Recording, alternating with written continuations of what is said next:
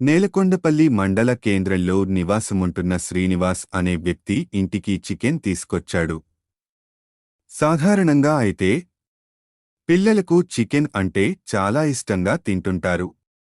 Leg piece అని, liver అంటూ అడిగమరీ ముక్కలు వేయించుకుని 2 ముద్దలు ఎక్కువ తింటారు. కాని శ్రీనివాస్ కుమారుడు మురళి మాత్రం చికెన్ అస్సలు ముట్టలేదు. ఎంతో ఇష్టంగా తింటాడని చికెన్ తీసుకొస్తే మొత్తానికే ముట్టకపోవటంతో తీవ్ర ఆగ్రహానికి గురైన శ్రీనివాస్ కుమారుడిని విచక్షణారహితంగా చితకబాదాడు. దీంతో మురళి శరీరమంతా వాపు వచ్చింది. విషయం తెలుసుకున్న తల్లి మహేశ్వరి కుమారుడిని ఆస్పత్రికి తీసుకెళ్లి వైద్యం చేయించింది. ఆ తర్వాత భర్తపై పోలీసులకు ఫిర్యాదు చేసింది. దీంతో చికెన్ పెట్టిన తంట పోలీస్ స్టేషన్ వరకు వెళ్ళింది.